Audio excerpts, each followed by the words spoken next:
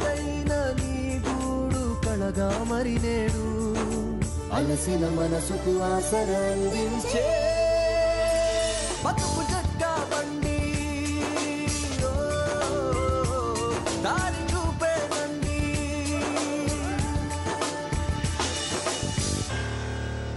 ఇది కథ కాదు జీవితం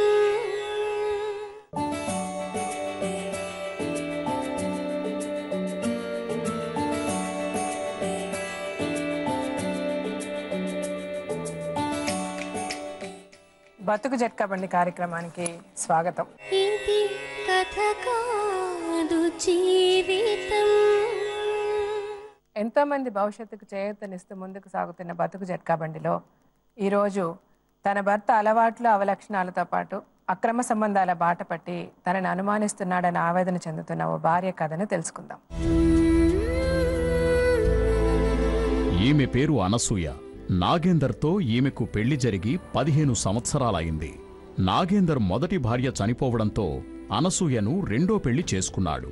నాగేందర్కు ఉన్న అన్ని రకాల అలవాట్లు అవలక్షణాలతో అనసూయ విసికి వేసారిపోయింది. తాగుడికి బానిసై తనను చితకబాదుతాడు అని, తాను అక్రమ సంబంధాలకు అలవాటుపడి తననే అనుమానిస్తున్నాడు అని భర్తను మార్చి తనకు న్యాయం చెయ్యమంటూ బతుకు జట్కా బండిని ఆశ్రయించింది. తను అనుభవిస్తున్న బాధని మనతో చెప్పుకోవడానికి అనసూయ తన పిల్లలతో ఇక్కడికి వచ్చింది. రాను.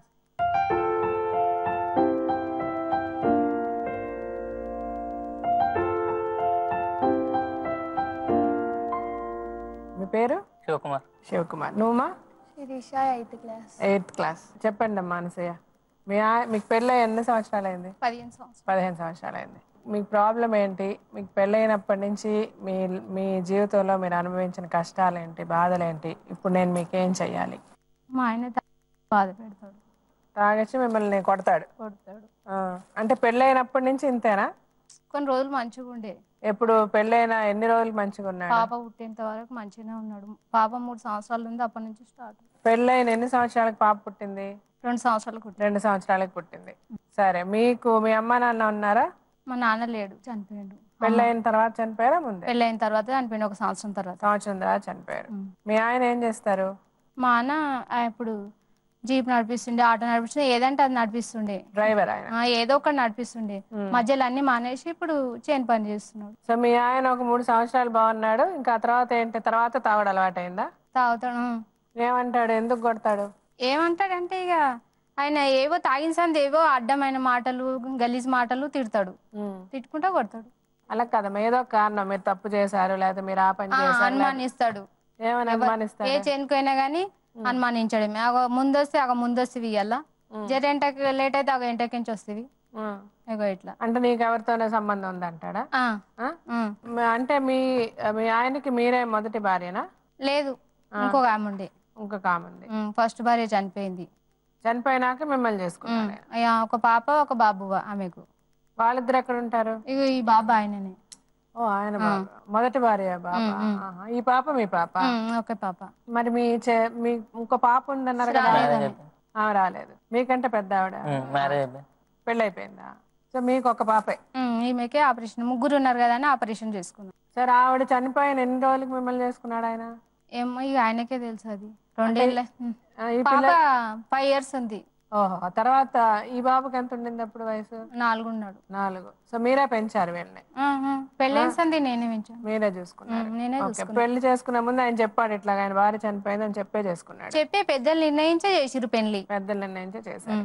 సో 3 సంవత్సరాలు బాగున్నాడు, ఇంకా తర్వాత నుంచి మిమ్మల్ని కొట్టడం. మధ్యలో అప్పుడప్పుడు ఇక ఇట్లానే చేస్తుంటాడు. ఇక వేరే వాళ్ళతో సంబంధం ఉండే. ఎవరు ఆయనకి? ఉండే, వేరే వాళ్ళతో స్త్రీలతో సంబంధం ఉండే. నేనే పోయి నరికేతామని పోయినా గొడ్డలు తీసుకొని. ఎప్పుడు? ఒకసారి ఇట్లనే ఇట్లా చూసి పోయినా, తీసుకొని పోయినా. అయినా ఇక నాకు చేతగాలే నన్నే ఓడగొట్టేసిండు. వచ్చి కొట్టాడు, నన్నే కొట్టి భుజం మీద ఎత్తుకొని వచ్చిండు ఇంటికి కూడా. అంత కొట్టాడు. ఆవిడేం చేస్తుంది అప్పుడు? ఆమె ఏం లేదు, సైలెన్స్ కుంది. ఆవిడ లేదు, ఆవిడ కూడా కలిసి కొట్టిందా? ఆమె కొట్టలేదు. మీ ఆయన మా ఆయననే కొట్టి. తర్వాత ఏమన్నాడు మళ్ళీ ఇంకోసారి అలా వస్తే? అట్లనే తెలిసే మా అన్న వాళ్ళకి తెలిసింది అనమాట. నేను వెళ్ళిపోయిన ఇక మా అమ్మ వాళ్ళ తనకి. పాప 3 సంవత్సరాలు ఉంది. వెళ్ళిపోయి వచ్చినాక మా అన్న వాళ్ళకి తెలిస్తే ఇక వచ్చి మా ఆయనను కొట్టిండ్రు, దొరకబట్టి కొట్టిండ్రు. మా అన్నలు కూడా ఒట్టిగా ఏం కొట్టలేరు. నేను చెప్పలేను మా అన్నలకు, మా అన్నలు కూడా నాకు చెప్పి కూడా పోలేరు. అన్సియ నాగేంద్రని కొట్టొచ్చినామా అని అన్నారు. అన్న ఎందుకు కొట్టొచ్చిరి అట్లా అని నేను అన్న ఆడికైనిగా తప్పు చేసిండు కదా, నా బాధ చూడలేక వాళ్ళు మీ బాధను చూడలేక కొట్టారు. మళ్ళీ మీరు ఎప్పుడు వెళ్ళారు మీ ఇంటికి? మళ్ళీ పంచాయతీ పెట్టి మళ్ళీ తొలకపోయిండ్రు. అతను వచ్చి పంచాయతీ పెట్టాడా? వాళ్ళ ఇంటికాన్నే గిట్లనే అంటే పంచాయతీ మీరు పిలిచారా వాళ్ళు పిలిచారా? వాళ్ళ ఈయననే ఫోన్ చేస్తాడు, మళ్ళీ మళ్ళీ మళ్ళీ ఫోన్ చేస్తాడు. ఫోన్ చేసి రమ్మన్నాడు మిమ్మల్ని. రమ్మంటే పంచాయతీలో ఏం పెట్టారు, ఏం చెప్పారు? ఇక మంచి చూసుకోవాలి, ఇప్పటి నుంచి కొట్టొద్దా అని చెప్తారు. సరే అంటాడు. అప్పుడు మళ్ళీ కొన్ని రోజులు ఊరుకుంటాడు, మళ్ళీ అట్లనే చేస్తాడు. ఇక ఇప్పుడు మీ ఇద్దరు కలిసే ఉన్నారా లేదా? కలిసే ఉన్నింటి. మీ మొన్న పెళ్లి పోయిన ఉంటిమి. పెళ్లి పోతే నా డిన్నర్ అయిన తెల్లారు రమ్మన్నాడు. డిన్నర్ అయిన తెల్లారు పోలేకుంటిమి. చిన్నిందులు అయిన తెల్లారు పోయినాం అనమాట. పోతే ఇక నేను చెప్పిన రోజు రాలేరు అని ఇక బయటనే ఉంచిండి. ఇక మిమ్మల్ని లోపలికి రానివ్వలేదు. నేను చెప్పిన రోజు రాలేదు, నేనేం తింటా, నేను ఏమైపోతా, ఇన్ని రోజులు దాకుంటారా మీరు అని అన్నది. ఈ పిల్లనేమో మమ్మీ ఒక్కరోజు ఉండము, వాళ్ళ అక్కల దానికే పోయినాం మేము, వేరే వాళ్ళ దానికి ఏం పోలేము. ఎవరి దగ్గరికి? వాళ్ళ అక్కల దగ్గర. వాళ్ళ అక్క యారాల బిడ్డ పెళ్లి అయింది, అక్కడికే వెళ్ళారు. అక్కడికే వెళ్ళాము, వేరే వాళ్ళ ఇంటికి కూడా పోలేము మేము. ఇక ఉండాలనిపించింది, ఒక్కరోజు ఉందాం మమ్మీ అని ఈ పిల్ల అన్నది. అందుట్లో ఉన్నాం. ఇక లేట్ అయింది అది ఇదని, ఇక నువ్వు వద్దే వద్దు, నువ్వు ఇంట్లోకే రావద్దు, నువ్వు అవసరమే లేదు నాకు అని ఇక నన్ను కొట్టిండు. చెప్పులతోటి కొట్టిండు, చేతులతోటి కొట్టిండు. ఇక బస్ స్టాండ్ దాకా తీసుకెళ్ళిండు నన్ను. మీ అమ్మలతో దిగబెట్టేస్తా, నాకు అవసరం లేదు నువ్వు అంట అని తీసుకుపోయిండు. తీసుకుపోతే ఆటోలు చీకటి అయింది, 8 అయింది, ఆటోలు దొరుకుతలేవు టైంకు. నేను ఇంటికి పోయి బండి తెస్తానని అన్నాడు. ఇంటికి పోయిండు. నేనేం చేసినా సచ్చినా బతికినా ఈయనే వాడాలంట అని మళ్ళీ ఆయన అక్కడ పోయినాక నేను ఇంకో సందులు కానీ ఇంటికే చేరుకున్నా. మళ్ళీ ఇంటికి చేరుకొని ఇట్లా కూర్చున్నా. ఈయన బండి తీసుకుపోయి బస్ స్టాండ్ దాకా చూసొచ్చిండు. చూసొచ్చి నేను కనిపించలేను. మళ్ళీ ఇంటికి వచ్చిండు బండి మీద. ఇక పంచపంటి కూర్చున్నా, ఇట్లా బండి ఇందాక తీసుకొచ్చిండు మీద దాకా. నేను తప్పుకొని పక్కకు కూర్చున్నా. మళ్ళీ నడువు బండి మీద ఎక్కించుకుంటున్నాను, మళ్ళీ గుంజి నన్ను. ఇక ఎక్కించుకుంటే నేను రాను, ఈయనే పడిచేస్తా, నేను పోను, ఆడ నాకు స్థానం లేదు, ఈయనే నా స్థానము అని పోనని మస్తు బలవంతం చేసిన. అయినా ఈయన లేడిగా. నువ్వని ఉండాలి, నేనన్ను ఉండాలి, ఇద్దరు ఇట్లా ఎవరన్నా ఒక్కరే ఉండాలి, మనం నేనే పోయి వస్తా పెద్దవాడు అంట అని స్పీడ్ గా బైక్ తీసుకొని పోయింది. ఇక జరసేపటికి ఫుల్ తాగినట్టుండు. ఎవరో ఇద్దరు పిల్లలు వచ్చి, మీ బాబు ఉన్నాడా, వాళ్ళ డాడీ రోడ్డు పొంటి తాగి పడ్డాడు అని అన్నాడు. ఏమన్నా చావని అని మా అత్త అన్నది, నేనన్నా. ఊకున్నాము. ఇక జరసేపటికి మళ్ళీ సంధ్యకించి తూకుంటా వచ్చిండు. వాకిట్లా పడ్డాడు. పడి నన్ను గలీజ్ మాటలతోటి పిలుస్తున్నాడు. నేను ఆనే కూర్చున్నా. మళ్ళీ కొడతాడేమంటాను నాకు ఇంకింత భయం అయ్యి, ఒక మల్లె చెట్టు ఉంది, గిట్లనే చీకటి ఉంది, అట్లా ఇట్లా కూర్చున్నా. నేను చూస్తానే ఉన్నా, ఆయన ఇట్లా కూర్చున్నా. ఇక పిల్ల వచ్చి పడిపోతున్నాని, ఇక డాడీ ఇంట్లో కోదాం దాంట అని ఈ పిల్ల భుజం మీద చెయ్యేసుకొని ఒకసారి మీకి తీసుకుపోయింది. ఇక ఆడ అడ్డం పడ్డాడు. ఇక డోర్ పెట్టి అన్నాడు. ఇక కడపవతల కాలు పెట్టంగానే తండ్రి డోర్ పెట్టా అని అన్నాడు. ఈ పిల్ల డోర్ పెట్టింది. ఇక నేను బయటనే ఉన్నా. డాడీ వండుకున్నాక మళ్ళీ డోర్ తీయమ్మా అని అన్నా. వీళ్ళు తీసిండు. తెల్లారంగానే నేను కనిపిస్తే ఆయన లేచే, అవో ఇది ఎట్లొచ్చింది ఇంట్లో కానా అని. డోర్కు రాయి ఉంటుంది మా దగ్గర, ఆ రాయి తీసుకుని రాయితో కూడా ఇంకింత భయం నాది అంట అని లేచి ఓసారి మీద పోయి నిలబడ్డ మూలకు.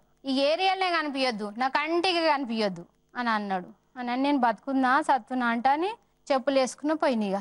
మా ఊళ్ళోనే ఆడబిడ్డని ఇచ్చిర్రు. ఆమె దగ్గర 200 ఆడుకున్నా. బుజ్జి మీ అన్న గిట్ల ఎండనిస్తలేడు బుజ్జి అని అన్న. ఎట్లన్నా గట్లనే ఒక మూలకుండనుంటి వద్దా అని ఆమె అన్నది.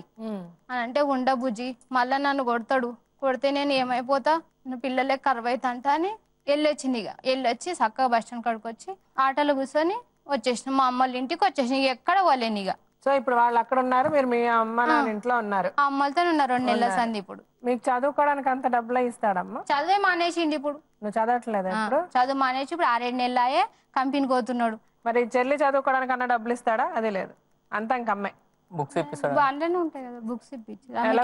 గవర్నమెంట్ ఇంటి ముంగట్నే ఉంటుంది స్కూల్. ఇంకేం జరిగింది మీ జీవితంలో? పిల్లకు పెయింట్లు అయినాయి అంట అని పెయింట్ల మందు పెట్టినా గానీ అవి తగ్గలేవు. ఇప్పుడు మామూలుగా 8th క్లాసే కదా, ఫైనల్ ఇప్పుడే గుండు కొట్టాలని నేనే తీసేసిన ఎంటికెళ్ళు, ఇంట్లోనే తీసేసిన. కొట్టేసిన తర్వాత ఆయన వచ్చిండు, తండ్రి వచ్చిండు. వచ్చేసరికి డాడీ నేను గుండు చేసుకున్నాను అని అన్నది. అన్నట్లో వచ్చి ఏం చూడలేడు, ఇక ఎక్కడ చూడలేడు. వచ్చి చెప్పు తీసుకొని పట్ట నన్ను నెత్తి మీద 4 వేసిండు. 4 వేసి నేను బట్టలు కూడా కుట్టుకుంటా, కత్తెర ఉంది. ఇక ఆ కత్తెర తీసుకొని నాకు ఎంబడి పడ్డాడు. ఇక ఇంట్లోనే నా జుట్టు కత్తిరించిన దాకా వినలేడు.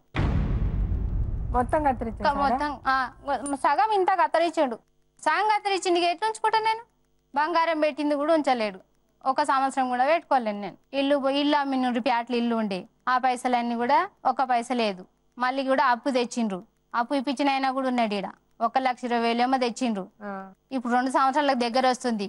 ఎట్లా కడతారని కూడా అన్న తెచ్చేది తెలియదు. ఇంట్లోకి వచ్చినాక ఇచ్చిర్రు నాకు అవి. ఇది ఇన్ని పైసలు ఎందుకు తెచ్చిర్రు, ఎట్లా కడతారని తెచ్చిర్రు అని అంటే నీకెందుకు అని అన్నారు. అది ఇంకా ఈ మిత్తి కట్టలేదు, ఏం కట్టలేదు. అది అట్లనే ఉన్నది. ఎకరం బాబు భూమి ఉన్నది, దాని మీద తెచ్చిర్రు, సెల్యూట్ చేసి తెచ్చిర్రు దానికి. అది కూడా ఆశగా అంతే. ఇక దానికి ఇప్పుడు 1 లక్ష మీద ఉన్నది. ఇప్పుడు అన్నిటి మీద అప్పులే. అన్నిటి మీద అప్పులే. దాని మీద అప్పి అది ఒకటే ఉన్నది. ఏదో ఎకరం పొలం. ఎకరం. సరే ఇప్పుడు మీ ఆయన్ని పిలిచి మాట్లాడదాం.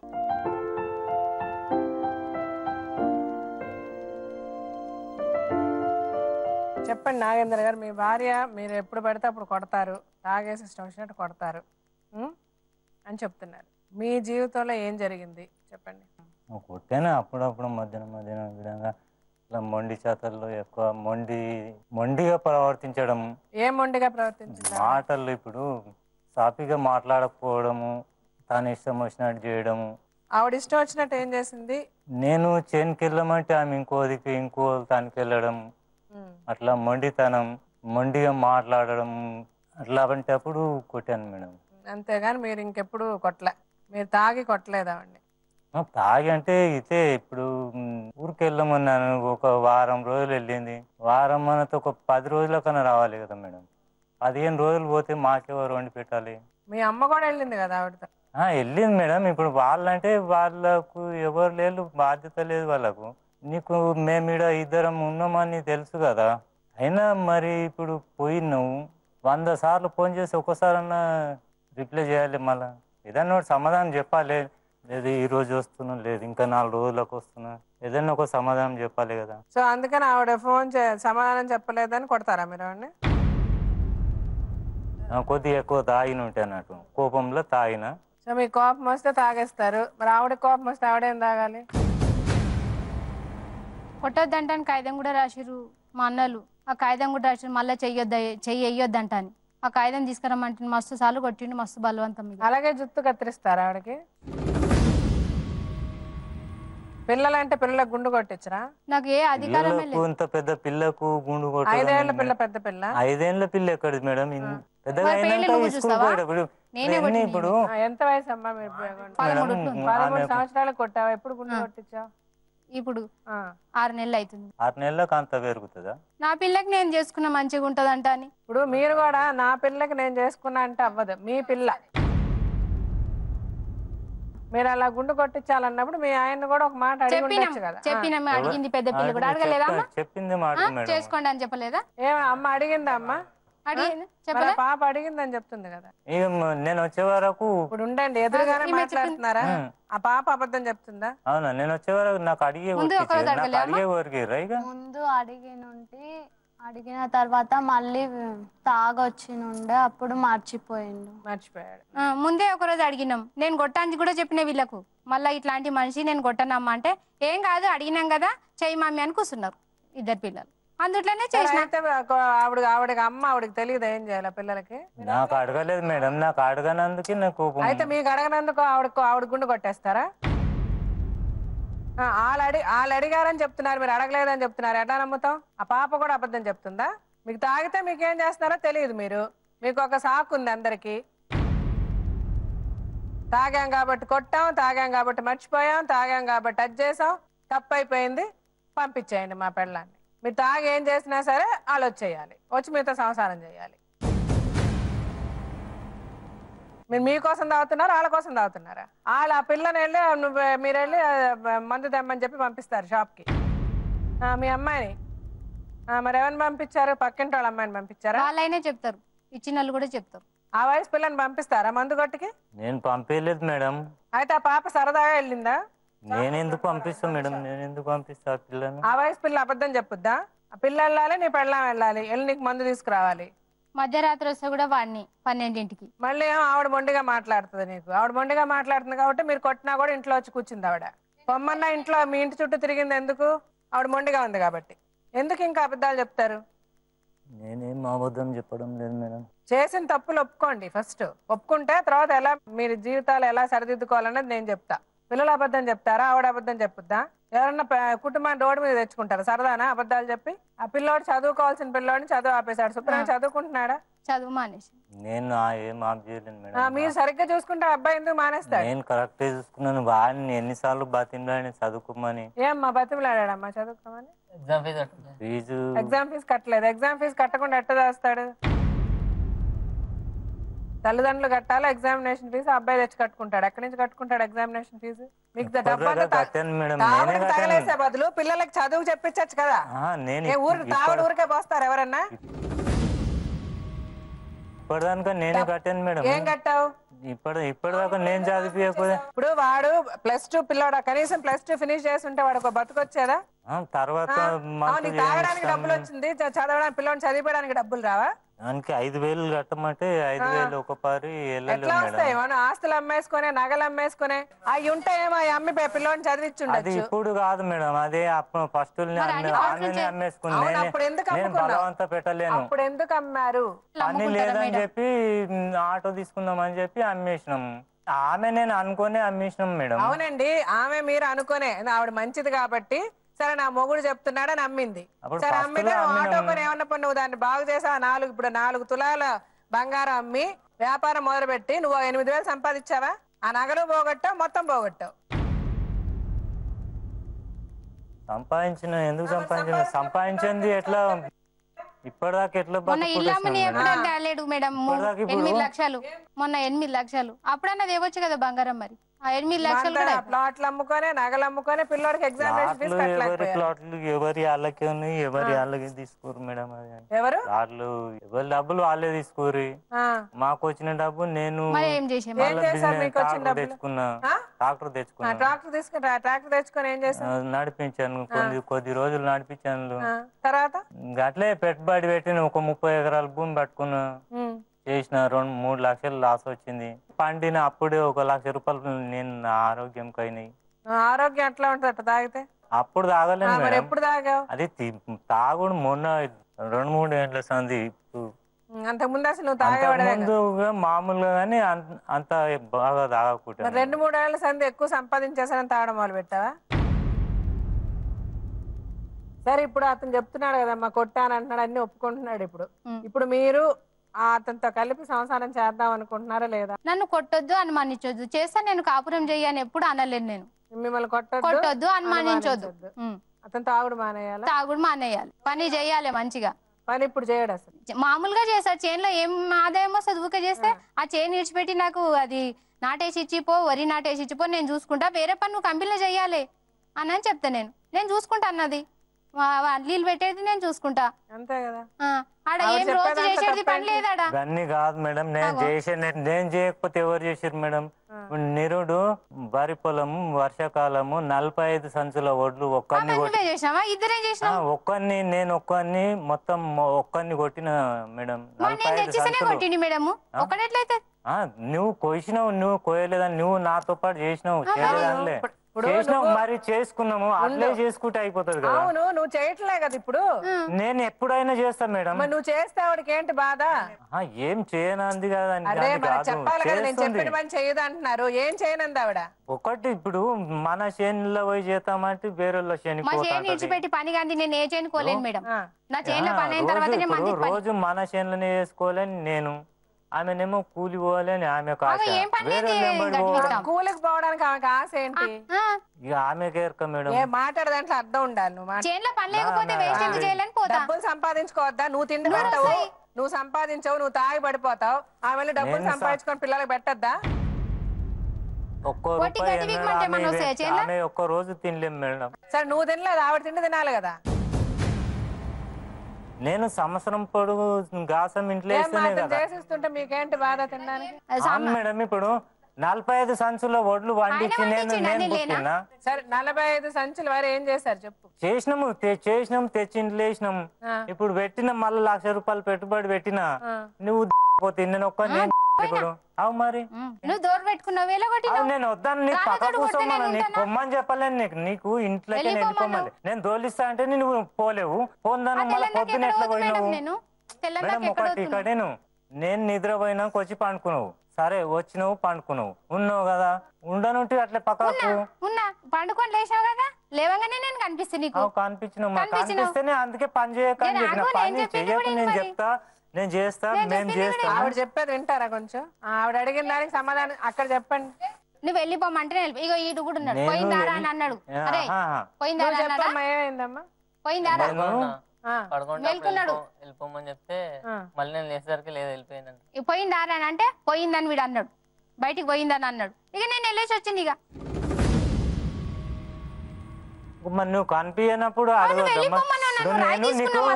వద్దు, నువ్వు పని చేయకు, నువ్వు పక్కకు. నీ ఉద్దేశం నువ్వు వెళ్ళిపో అని చెప్పినా, నువ్వు రాళ్ళు చుక్కొట్టినా రప్పలు చుక్కొట్టినా, నువ్వు ఇంట్లో కనపడద్ది చుట్టుపక్కల కనపడద్దు అన్నా కూడా ఆవిడ అక్కడే ఉండాలి. నేను పక్కనే ఉన్నా, నేను ఆవిడ ఎదురుగానే చెప్తుంది తెలుసుకోండి. అయితే అవును, పక్కనే ఉన్నా, ఏడ చేసిన చీకటి రాత్రి తోలిస్టోని ఎందుకు వచ్చినావు మన ఇంటికి? చీకట్లో నేను ఎక్కడ పోతా? నేను మనిషిని గానా? తెల్లందాకా అన్నన్ని ఎత్తేసి వస్తావు, నన్ను తాగిన ఏనన్నా మోటార్ మీద ఎత్తేసి వస్తావు అంటే బూగులకు నేను దెబ్బలైనా పడ్డాయి. తెల్లారినాక ఏమైతుందో జరుగుదామంటే ఇంట్లోకి రాకుండా ఎవరి ఇంట్లోకైనా ఆడు నీకు సంబంధం ఉన్నా, అందుకోసం వాళ్ళ ఇంట్లో పోయి ఉండవు. నువ్వు అంటావు ఎవరింటికి వాళ్ళని మేడం ఎన్నిసార్లు కొట్టిన ఎవరింటి ఒక కడప దాటలేని నేను ఆకిట్లా పడి సచ్చింది. ఇట్లా ఎన్నడు ఉండలేవు, కొట్టిన కానీ వచ్చి ఇట్లా మల్లెషేట్ కాడ కూర్చొని చూసిన మాట్లాడితే పిల్ల దొలకపోయింది, నిన్ను మెడల మీద వేసుకొని ఇట్లా పిల్ల కడుగు, ఇగో పిల్ల దొలకపోయింది ఇంట్లోకి. నేను సరే ఇప్పుడు ఏం చేద్దాం అనుకుంటున్నాను మీరు ఇద్దరు? అరే తాగడం ఒకటి బలహీనతను బట్టి నువ్వు ఎన్ని అన్నా చెప్పుకుంటే ఇప్పుడు ఓడిచేదేమో. ఆవిడకి సరదా అంతేగాని నువ్వు తాగడం మానేవు. ఇప్పుడు వాళ్ళు నీతో కలిసి ఉండాలి అంటే నువ్వు తాగుడు మానేసి మంచిగా పని చేసి సంపాదించి వాళ్ళకి పెడతా కదా వాళ్ళు కలిసి ఉంటారు. ఆమె అంత తమాషా చేస్తున్నావు. ఇప్పుడు డేర్ గా మాట్లాడుతాను కానీ నేను వెళ్ళిపోమని చెప్పలే అంటే ఏంటంటే సరిగ్గా మాట్లాడు, ముందు మాట్లాడు మేడం. ఇప్పుడు మొండితనం వెళ్ళిపోమని చెప్పలేదంటే అర్థం ఏంటి? కొడితే ఎందుకుంటారయ్యా? కొడితే ఎందుకుంటారు? నువ్వు గొడ్డను బాగినట్లు బాగుంటే ఎందుకుంటది ఆవిడ? అంత ఎళ్ళని వేరే చెప్పాలా నువ్వు? నేను గిడ నేను పశువుని కాను మేడం అట్లా కొట్టడానికి. నేను గిడ మనిషినే. మనుషులు కొట్టరు. ఎందుకు కొడతారు మనుషులు? నువ్వేమనాలి? సరే కోపం వచ్చిందమ్మా, ఏదో నాకు కష్టం వచ్చింది, నష్టం వచ్చింది, కోపంలో కొట్టాను, ఇక నుంచి నేను అలా కాదు, నేను మంచిగానే ఉంటాను, ఇక నుంచి అలా చెయ్యను, తాగను ఏమన్నా మాట్లాడుతున్నావా? నువ్వు 24 గంటలు నువ్వు చేసింది రైట్ అన్నట్టుగా సమర్థించుకుంటున్నావు. నీలో ఎక్కడ పశ్చాత్తాపం ఉంది? అది 2 దెబ్బలు కొట్టి వచ్చినప్పుడు నువ్వు ఇప్పుడు ఏం చెప్పాలి? అవునమ్మా జరిగింది నిజమే, కొట్టాను, తాగాను, చేశాను, నా సైడ్ తప్పులు జరిగాయి, పిల్లని పంపించాను, కరెక్టా, చేసి ఉండకూడదు, ఇక నుంచి చెయ్యను, అది మాట్లాడండి. అది పద్ధతి. అది వదిలేసి నేను అందుకు చేసా ఇందుకు చేసా, కొట్టాను గాని వెళ్ళమని లేదు, బొట్టు పెట్టి వెళ్ళమని చెప్తారా ఏంది? సరే అమ్మా, ఇప్పుడు అతను మారితే మీరు ఉంటారు కదా అతనితో, అతను మారతాడా లేదా అన్నది మనం ఇంకోసారి కనుక్కుందాం. ఇప్పుడు ఈ ప్రోగ్రామ్ లో డాక్టర్ కళ్యాణ్ గారు సైకియాట్రిస్ట్ ఉంటారు, ఆయన కూడా వస్తారు. అసలు ఈయన బుర్ర ఎలా ఉంది, ఎందుకు ఇట్లా ప్రవర్తిస్తున్నాడు అది కూడా ఆయన చెప్తారు. అతను మారాలంటే ఏమేం చేస్తే మారతాడు కూడా ఆయన చెప్తారు. అవన్నీ విని అతను మారాలనుకుంటే, మారతానంటే మనకు అతను రాసిస్తే ఆ పద్ధతిలో, అతను మారకపోతే కూడా అతని మీద యాక్షన్ తీసుకుంటాం. ఆ పద్ధతిలో ఏం చేయాలో మనం చెప్తాం. అలాగే మీ సైడ్ కూడా 1-2 తప్పులు ఉన్నాయి, అవి కూడా నేను చెప్తాను ఏంటని. అలాగే మేడం లాయర్ గారు అనిరాధ గారు ఉంటారు, ఆవిడ కూడా వస్తుంది. ఆవిడ కూడా లీగల్ గా అతనికి కొడితే అసలు ఎంత భయంకరమైన విషయం అది, ఆయనకి ఎట్లాంటి శిక్షలు పడతాయి ఆయన కూడా చెప్తుంది ఆవిడ. సరేనా? అవన్నీ విని అతను ఏం డిసైడ్ చేసుకుంటాడో చేసుకోనివ్వండి. సరేనా?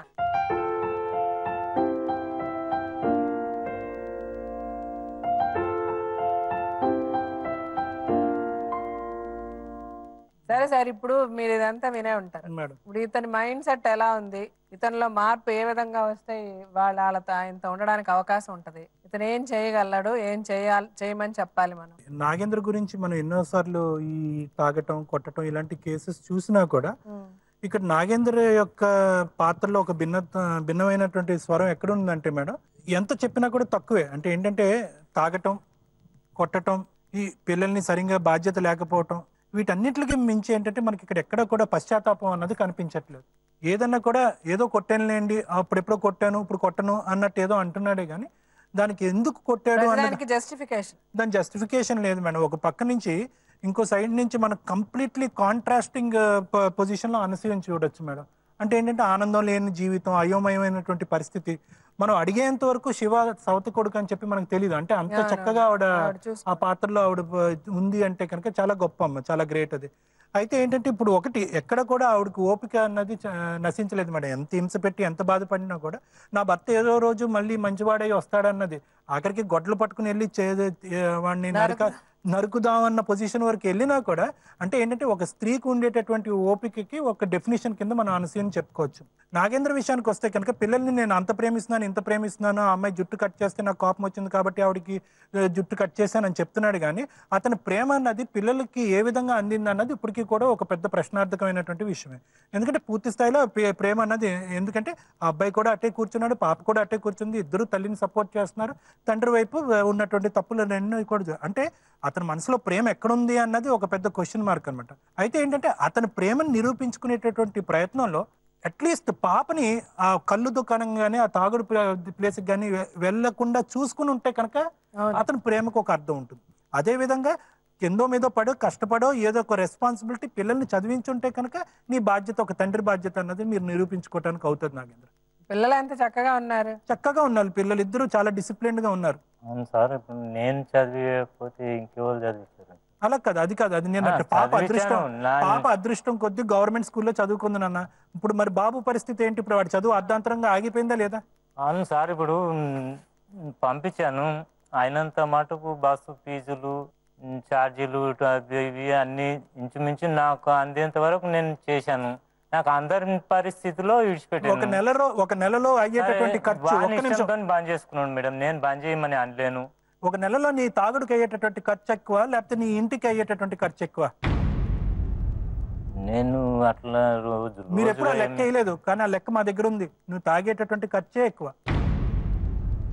ఒకటి నాన్న, నువ్వు ఎంత మోతాదు తాగావు అన్నది ఎప్పుడు కూడా సమర్థించుకోవద్దు. నిజంగా నువ్వు తాగుడు మానేయాలి, నీ భార్య పిల్లల్ని మంచిగా చూసుకోవాలి అంటే కనుక నేను నెలకి 10 రోజులు తాగుతాను, సంవత్సరానికి 2 రోజులు తాగుతాను అన్నది లెక్క కాదు. తాగినప్పుడు నువ్వు ఎలా ప్రవర్తిస్తావు అన్నది ఇంపార్టెంట్. నువ్వు తాగినప్పుడు జంతువులా ప్రవర్తిస్తావా లేదా? మారిపోయాను సార్, నేను తాగడం లేదు. ఎలా మారిపోయావు? ఎలా నమ్మాలి? మీరు పిల్లలకే అడగండి సార్. పిల్లల్ని ఏమన్నా అడగాలి? చెప్పండి, అది కూడా చెప్పండి. పిల్లల్ని ఏమన్నా అడగాలి? ఇప్పుడు మానేసుకున్నాను సార్. తాగేటటువంటి ఎంతో మంది పిల్లల్ని నేను కౌన్సిలింగ్ చేస్తాను రోజుని. పిల్లలు చెప్పక్కర్లేదు, వాళ్ళ కళ్ళ ద్వారా మనం చెప్పే పడుతున్నటువంటి హింస. పిల్లల్ని నువ్వు చేసుకో, చాలా గొప్ప విషయం నువ్వు అనుకుంటున్నామో, కానీ ఇంట్లో జరిగేటటువంటి హింసకి వాళ్ళు ప్రత్యక్ష సాక్షులు. అది చాలు వాళ్ళ జీవితానికి. ఏ విధంగా పిల్లల్ని ఏమని చెప్పమంటావు? ఇందాక అడిగినప్పుడు ఒకే ఒక విషయం చెప్పారు పిల్లలు, మా నాన్న మా పుస్తకాలు కొనిస్తాడని చెప్పి. దానికి మించి ఒక మాట ఎక్కువ ఒక మాట తక్కువ చెప్పలేదు. ఎందుకంటే నీ ప్రేమ గురించి వాళ్ళకి అంతకంటే డెఫినేషన్ ఏమీ లేదు. పిల్లల్ని నేను ఏ విధంగా ప్రేమిస్తే వాళ్ళు నా దగ్గరకు వస్తారని తండ్రి ఆలోచించకూడదు. ప్రేమ అన్నది ఆటోమేటిక్, అది గుండెల్లోంచి రావాలి. నాగేంద్ర మారాలి అంటే కనుక అతనికి ఒక్కటే మేడం, అంటే ఏంటంటే నేను అనుకోవటం ఏంటంటే అతనిలో ఇంకా కూడా నాకు ఆ యాంగిల్ ఆఫ్ సారీ అన్నది కనిపించట్లేదు. అయ్యో పాపం సారీ సార్ తప్పైపోయింది అన్నటువంటిది ఇందాక నుంచి మనం చూస్తున్నాం కదా. ఆవిడ సూటిగా ప్రశ్నిస్తుంది కానీ అతని కళ్ళల్లోకి చూసి అతని సూటిగా ఆవిడ కళ్ళల్లోకి చూడలేకపోతున్నాడు. ఎందుకంటే ఇన్నాళ్ళు కళ్ళతో చూడలేదు, చేతులతో వ్యవహారం నడిపించాడు మొత్తం అంతా. సో అతనికి ఏంటంటే ఏదైనా కూడా ఇప్పుడు ఇందులో ఏమైనా మార్పు రావాలి అంటే కనుక మేడం లీగల్గా ఎంత సీరియస్గా ఉంటుంది యాక్షన్ అన్నది ఒక వ్యవహారం అన్నది నడిపిస్తే కనుక అతనిలో కొంతవరకు ఆ భయం అప్పుడైనా కలిగి ఇంకా ప్రవర్తన మార్చుకుంటాడు అన్నది నమ్మకం మీద మనం. అతనికి భయం అన్నది లేదు సార్, యాంగిల్ లేదు. అది కూడా ఇందాక నుంచి మనం అడుగుతున్నప్పుడు ఒకే మాట చెప్తున్నాడు కదా మేడం, ఏంటంటే మొండిగా ఉంటది ఆవిడ. మొండితనం అంటే ఇంట్లో ఇట్లా కోపం వచ్చినప్పుడు ఇదే విధంగా ఫ్రీగా మాట్లాడదు, నోరు మూసుకొని సపడం కూకూడదు. ఎంత ఒల్లి 100 సార్లు ఒల్లినా ఒక జవాబు ఇవ్వదు. అదొకటి. తర్వాత నేను తినకున్నా పట్టించుకోదు. నాన్న అది కాదు నాగేంద్ర, నేను ఒకటే అడుగుతాను, పిల్ల ముందా గుడ్డు ముందా అన్నట్టు. ఇప్పుడు ఒకటి నువ్వు ఏంటంటే ఇప్పుడు చూడు, ఇవన్నీ జరిగిన తర్వాత ఆవిడకి కలిగినటువంటి ఫ్రస్ట్రేషన్ వల్ల ఆవిడకి ఇంకో సహనం కోల్పోయి నీతో ఆ విధంగా వ్యవహరిస్తుంది. లేదండి నా పెళ్లి అయిన దగ్గర నుంచి నాకు సరైన టైంకి అన్నం పెట్టదు, సరిగ్గా చూసుకోదు, పిల్లల్ని పోషించదు. ఫస్ట్ నుంచి ఆవిడ మీరు చెప్పినట్టు చేయాలి. ఫస్ట్ నుంచి అంటే ఒక 2-3 సంవత్సరాలు ఫస్ట్ నుంచి అంటే 2-3 సంవత్సరాల తర్వాత 2-3 సంవత్సరాల తర్వాత ఎప్పుడంటే కాదు 9 రోజుల ముందు. ఎందుకు ఇవన్నీ? మీరు చెప్పినట్టయితే ఇన్ని సంవత్సరాలు మీ దగ్గర తన్నులు తింటే ఆవిడ ఉండదండి, ఏదో రోజు వెళ్ళిపోతుంది. అవసరం లేదు ఆవిడకి మీతో ఉండి సంసారం చేయడం. ఎప్పుడు కాదు మేడం, ఇప్పుడు 2 ఏళ్ళు నేను ఆమె తిరుగులేను. ఫస్ట్ మొదటి నుంచి, తర్వాత 2 సంవత్సరాలు, ఇప్పుడు 2 ఏళ్ళు. మేము గొడవ పడ్డాక ఒకసారి గొడవ పడ్డాము, ఆమె పోయింది ఇట్లే, నేను మళ్ళా తొలగొచ్చుకున్నా, పిలిపించుకున్నా. వాళ్ళు కాంప్రమైజ్ అయ్యి ఇట్లా కొట్ట అంటే కొట్ట అని చెప్పి కాగితం రాసిచ్చిండు. కాగితం రాసి అంటే కాగితం రాసి ఒకటి క్లియర్ గా చెప్పు మేడం, ఒకటి క్లియర్ గా చెప్పు, నీ భార్య మీద నీకు అనుమానం ఉందా?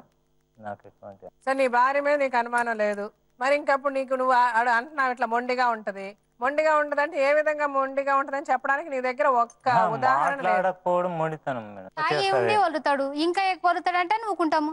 నాగేంద్ర, నువ్వు చెప్పే దాంట్లో ఎక్కడా కూడా కరెక్ట్ అని చెప్పలేం. ఎందుకంటే నువ్వు సరిగ్గా లేనందువల్ల ఇప్పుడు ఆవిడ సహనానికి నిదర్శనం ఇన్ని సంవత్సరాలు ఆవిడ నీతో కాపురం చేయడం, సరేనా?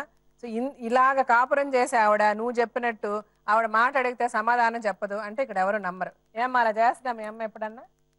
కదా, పిల్లలు అన్న వాళ్ళు చెప్తున్నారు మీరు చేసే తప్పులు పిల్లలకి తెలిసే విధంగా మీరు తప్పులు చేస్తున్నారు. దయచేసి ఇంకా కూడా మిమ్మల్ని మీరు సమర్థించుకోవడానికి ప్రయత్నించద్దు. జరిగింది అనుకుంటే మనసు ఉంటే దేనికన్నా మార్గం ఉంటుంది. బాధ్యతాయుతంగా ఆలోచిస్తే ప్రతిదానికి ఒక వే కనబడుతుంది. మీరు ఎప్పుడు అది ఆలోచించలే, అదే తప్పు జరిగింది ఇప్పటి వరకు. ఇక్కడ నుంచి మార్చుకోండి.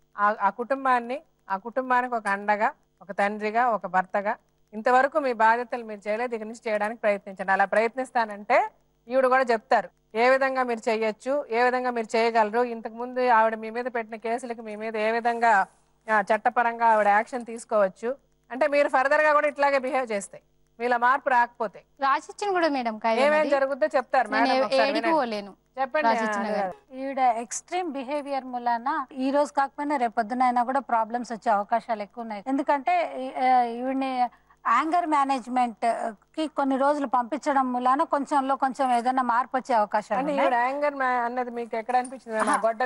ఎక్స్ట్రీమ్ అంటే ఆ టైంలో వాళ్ళకి తెలియకుండానే వాళ్ళు అలా బిహేవ్ చేసేస్తుంటారు అని కొన్ని సందర్భాలలో ప్రూవ్ అవుతుంది. కాకపోతే ఆవిడ ఇందాక కూడా చెప్పింది అంటే నేను చచ్చిపోవడానికి కూడా నేను ట్రై చేశాను అది అని మాట్లాడుతుంది. ఇలాంటి కేసెస్ ఏంటంటే వీళ్ళు చెప్పినా అర్థం చేసుకునే స్టేజెస్ వయస్సు వీళ్ళకి లేదు. ఎందుకంటే వీళ్ళ కోసం వాళ్ళ కోసం కంటే కూడా పిల్లల కోసం అనేది అసలు వీళ్ళు ఆలోచించే పరిస్థితి ఉండదు. ఇంకోటి మరి ఎలాంటి పరిష్కారం అంటే మరి విడిగా ఉండడం అంటే కోర్టు కేసులు విడిగా ఉండడం అది వీళ్ళకి సొల్యూషన్ అయితే కాదు. ఎందుకంటే విడిగా ఉన్నా కూడా ఆయనలో మార్పు అనేది రాదండి. మార్పు అనేది ఏంటంటే టెక్నికల్గా అనుభవాలు అని అంటాం చూడండి. ఆ అనుభవాలు ఏవైనా ఆయనకు ప్రత్యక్షంగా చూడడం వలన ఏమైనా మార్పు వచ్చే అవకాశాలు ఉన్నాయి కనుక ఆ విధంగా కూడా ఈవిని ఆ యాంగర్ మేనేజ్మెంట్ దానికి పంపించడం ఒకటి, ఆయనకి కంటిన్యూస్గా మీరు అన్నట్టు కౌన్సిలింగ్ ఒకటి, తర్వాత తాగుడికి యాంటీ ఆ కోర్సెస్కి కూడా పంపించడం వల్ల కూడా డెఫినెట్గా కూడా మార్పు వస్తుందండి. ఈ రోజు కాకపోయినా రేపన్నా ఉంటుంది. కాకపోతే ఆ ప్రభావం పిల్లల మీద పడకుండా ఉండడం చూసుకోవడానికి వీళ్ళు ఒక్కటి మాత్రం అవలంబించాలి. ఏంటంటే ఎప్పుడైనా వీళ్ళిద్దరి మధ్యన డిఫరెన్సెస్ వచ్చినప్పుడు తండ్రి మీద చెడు మీరు చెప్పకూడదు, అట్లాగే తల్లి మీద చెడు వాళ్ళకి చెప్పకూడదు. ఎందుకంటే మూమెంటరీగా ఎప్పుడు కూడా ఇలా డిస్టర్బెన్సెస్ ఉండే ఫ్యామిలీస్లలో వైఫ్ అండ్ హస్బెండ్ చేసే మెయిన్ తప్పు అదొక్కటి వీళ్ళంటే అది వీళ్ళ చేతిలో ఉన్న బిహేవియర్ కనుక అదొక్కటి మీరు కంట్రోల్ చేసుకోగలిగితే డెఫినెట్గా ఇది ఒక మంచి హ్యాపీ ఫ్యామిలీ అయితే అవుతుంది. చెప్పింది అంటే ఆయన చేసిన తప్పులన్నీ చేశాడు. ఆయన ఎవరు మేము వెనకేసుకు రావట్లే. ఆయన తాగడం తప్పు, కొట్టడం తప్పు అన్నీ కరెక్టే. కానీ ఏదేమైనా కూడా మీలో కూడా కొంచెం ఆ తొందరపాటుతనం అన్నది ఎక్కడో ఒక చోట ఉంది. మీరిద్దరూ అలా ఒకరి మీద ఒకరు ప్రేమ లేకుండా ఇలా ఒకరినొకరు ద్వేషించుకుంటూ మటుకు మన ఇద్దరిని కలిసి ఉండమని నేనైతే చెప్పాను. ఈ రోజు నుంచి కొత్తగా మీరు మీ జీవితాన్ని ప్రారంభించి మళ్ళీ ఏదో విధంగా అయితే ఈడ చెప్పినంత ఇన్నాడు అదే మార్పు రావాలి ఆయనకు. అందుకని మార్పు రావాలి అంటే అతనికి మనం సమయం ఇవ్వాలి, టైం ఇవ్వాలి. ఇప్పుడు అతను నేను అన్నీ అర్థం చేసుకున్నాను అంటున్నాడు, అర్థం చేసుకున్నాడు, ఏం చెయ్యొద్దు ఏం చెయ్యాలి అన్నది రాసి ఇవ్వాలి. అతను ఈ పద్ధతిగా నా భార్యను కొట్టను, నేను తాగను, అలాగే మా పిల్లల్ని జాగ్రత్తగా చూసుకుంటా, ఇవన్నీ అతను రాసిస్తాడు మా దగ్గర. ఇక మీద జరగబోయేది ఏంటంటే అతను కొట్టడు, అతను తాగడు అంటే ఇవన్నీ ఒప్పుకుంటున్నాడు ఇప్పుడు మన దగ్గర. అతను తాగుడు మారడానికి అతనికి ఏం సహాయం చేయాలో అది డాక్టర్ గారు చెప్పారు. దానికి మందులు వాడాలి. 3 నెలలు ఉండాలి. ఉంటారా డీఅడిక్షన్ క్యాంప్ లో? ఎక్కడన్నా చెప్తాను నేను. అక్కడ ఉంటాయి, క్యాంప్స్ ఉంటాయి, సార్ చెప్తారు, మీరు వెళ్ళి ఉండాలి. పని ఖరాబ్ అవుతుంది. వ్యవసాయం మీరు రోజు ఇప్పుడు వ్యవసాయం చేసి ఏం పడుస్తున్నారు? ఏముంది, ఉన్నదన్న చేసుకోవాలి కదా. నేను తాగనని చాలా సార్లు చెప్పారు, చాలా సార్లు పంచాయతీలు జరిగాయి. బట్ అదేది కూడా మీరు చెప్పిన మాటకి మీరు నిలబడలేదు. అందుకే మళ్ళీ ఇప్పుడు ఈ రోజు ఇక్కడ వచ్చి కూర్చున్నారు. అవునా? ఇప్పుడు కూడా మీరు ఇలాగ వెళ్తే అలాగే అవుతుంది. ఇప్పుడు వెళ్తే సరైన పరిష్కారంతో వెళ్తేనే ఆయన చెప్పినట్టు మీరు ఆ డీఅడిక్షన్ క్యాంప్ లో ఉండాలి, ఆ మందులు వేసుకోవాలి. ఇప్పుడు మనం మాట్లాడుకునేవన్నీ జరగాలంటే దీనికి బేసిక్ గా మీరు ముందు తాగుడు అన్నది మానాలి. మీరు ఆ కౌన్సిలింగ్కి వెళ్ళాలి. వెళ్ళకపోతే మీరు ఏది చేయలేరు. ఇంకో 3-4 లక్షలు మీరు ఇలాగే అప్పు చేస్తారు, వాళ్ళని రోడ్లో ముంచుతారు. ఎందుకంటే తాగితే మీకు తెలియదు ఏం జరుగుతుంది. సో మీరు మారాలి అనుకుంటే 100 రూపాయలు సార్ చెప్పినట్టు మేడం చెప్పినట్టు మీరు కూడా కౌన్సిలింగ్కి వెళ్ళాలి. మీరు కూడా మీ కుటుంబాన్ని ఎలా చూసుకోవాలంటే ఇలాంటి గొడవలు వచ్చినప్పుడు మనకి వాళ్ళ కోపం వచ్చిందని మనకు కోపం వస్తే ఏమీ నడవదు. సో అలాంటి టైంలో ఎలా మేనేజ్ చేయాలన్నది ఆవిడ చెప్పింది. దానికి అన్నిటికీ సెంటర్స్ ఉన్నాయి అన్ని ఊళ్ళల్లో. మీరు అది కూడా మీరు ఎవరు యూజ్ చేసుకోరు. ఎందుకు గవర్నమెంట్ ఇన్ని హాస్పిటల్ పెట్టి ఇన్ని కౌన్సిలింగ్ సెంటర్స్ పెట్టి ఇదంతా చేసేది మీ గురించి. గవర్నమెంట్ ఎన్ని చేసినా మనలో మార్పు వస్తాయి కదా. మనం ఎంతకాలం ఉంటాం చెప్పండి, ఎంతకాలం బతుకుతారు మీరు? ఇప్పుడు ఉన్నాం, రేపు ఉంటాం లేదో మనకు తెలియదు, అవును కదా. ఈ ఉన్న కొద్ది రోజుల్లో ఈ కొంత టైంలో మీకు 2 పిల్లలు, భార్య, నా ఇల్లు, ఇలా సంతోషంగా ఉన్నాం అని మీరు అనుకోవడానికి ఒక రోజు ఉందా చెప్పండి? నువ్వు 2 నెలలు ఉండగలిగితే మీ జీవితం మొత్తం బాగుపడడానికి అవకాశం ఉంది. అలా ఉంటానంటే మీరు ఎన్ని ఒప్పుకున్నారంటే అదే పద్ధతిలో రాసుకుందాం, ఆ పద్ధతిలో మీరు వెళ్ళండి, అక్కడ జాయిన్ అవ్వండి, మీ తాగుడు మానండి, కుటుంబాన్ని సరిగ్గా చూసుకోండి. ఆ పిల్లల చదువుకు కూడా, అబ్బాయికి చదువుకు కూడా ఏదైనా హెల్ప్ చేయమని మేము హెల్ప్ లైన్లు అడుగుతాం. ప్రపంచంలో మంచి మనసు ఉన్న మంచి మనుషులు చాలా మంది ఉన్నారు. వాళ్ళు ఎవరో ఒకరు ముందుకు వస్తారు. చదువుకుంటే వాడికి మంచిదే కదా, ఏదో కాస్త మంచి ఉద్యోగం దొరుకుతుంది. లేకపోతే మీలాగా ఇట్లా రోడ్లు పెట్టి తిరగాల్సిన అవసరం ఉండదు. ఆ ట్రీట్మెంట్ వాటికి మీకేం ఖర్చు ఉండదు. అదంతా ఏం చేయాలి, ఎలా చేయాలి అది కూడా మేమే చెప్తాం. సరేనా? గట్టిగా చెప్పండి. ఓకే, మీరు ఆ పద్ధతిలో మేడం అవన్నీ రాయించకండి మేడం వాళ్ళతో. మీరు కూడా చూడండి అమ్మా, ఇదొక అవకాశం ఇవ్వండి. మీరు కూడా ఆలోచించుకోండి. మీ కుటుంబం అందరూ కలిసి ఉంటేనే కుటుంబం. ఎవరి కాలు విడిపోతే ఏముంది? మీ సైడ్ నుంచి జరగాల్సిన తప్పులు మీ సైడ్ జరిగాయి, ఆవిడ సైడ్ నుంచి జరగాల్సిన తప్పు మీరు కొట్టారు కాబట్టి వాళ్ళ అన్నలు కొట్టారు. మీరు కొట్టకపోతే వాళ్ళు ఎందుకు కొడతారు చెప్పండి? ఎవరికన్నా వాళ్ళు చెల్లినట్లుగా బాధ్యత ఎవరికి మటుకు నచ్చుద్ది? మీరు సరిగ్గా ఉండి నేను చాలా కరెక్ట్ గా ఉన్నాను, ఒక మగాళ్ళ నేను ప్రవర్తించాను, వాళ్ళు నన్ను అవమానించారంటే అనుకోవచ్చు. అందుకని ఇంకా పాతది ఏంటన్నది మీరు మనసులో పెట్టుకుంటే నడవదు. వాళ్ళ అన్నలు తమ్ముళ్ళు అందరూ కలిసి ఉంటారు కదా. రేపు ఆవిడకు కష్టం అంటే ఎవరు వచ్చి చేస్తారు? వాళ్ళ అమ్మను వాళ్ళ అన్నదమ్ములు కాకుండా ఊళ్ళో వాళ్ళు వచ్చి చేస్తారా? వాళ్ళతో మాట్లాడొద్దంటే అర్థం ఏంటి? పెళ్లి చేసుకుంటే మొత్తం మీకేమన్నా ఆవిడ్ని ఇదేంటి గుర్త రాసిచ్చేసినట్టేమో.